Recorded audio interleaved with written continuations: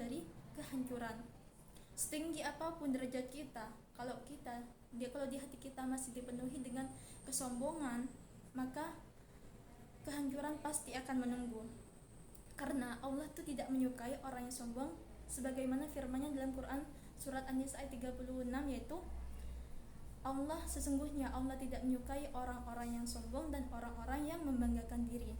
Terus pelajaran dapat kita ambil yang ketiga yaitu adalah semua yang kita miliki itu hanyalah titipan.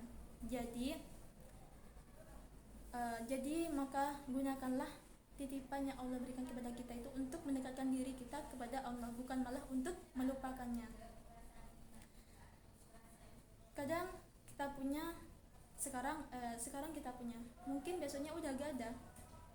Maka dari itu gunakanlah titipan itu sebaik mungkin untuk mendekatkan diri kita kepada Allah. Yang keempat yaitu sejatinya harta itu bukanlah di tangan, tetapi di hati. Orang yang kaya hati akan selalu tenang walaupun hartanya itu sedikit. Tetapi orang yang miskin hati, ia akan selalu merasa kurang meskipun hartanya itu berlimpah ruah. Yang kelima yaitu rizki yang berkah adalah yang bermanfaat. Nah, seperti halnya Korun tadi. Korun itu kaya tetapi tidak bermanfaat. Hartanya ia gunakan hanya untuk kesombongan, bukan malah untuk menolong sesama.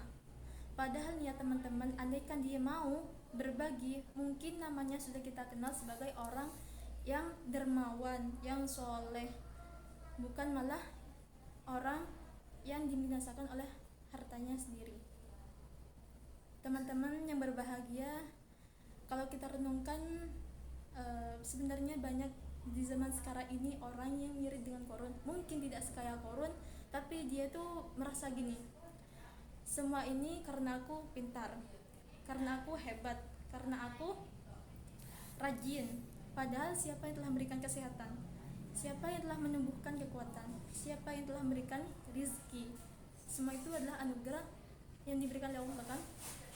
Oleh itu kisah Korun itu bukanlah hanya sekedar sejarah, tetapi juga menjadi cerminan bagi jiwa kita hari ini. Semoga kita tidak menjadi seperti Korun yang tertelan oleh hartanya sendiri, tetapi menjadilah hamba yang yang rendah hati, penuh syukur, dan selalu ingat kepada Tuhan yang telah memberikan rezeki kepada kita. Wallahul muwaffiq ila aqwamit thoriq. Assalamualaikum warahmatullahi wabarakatuh.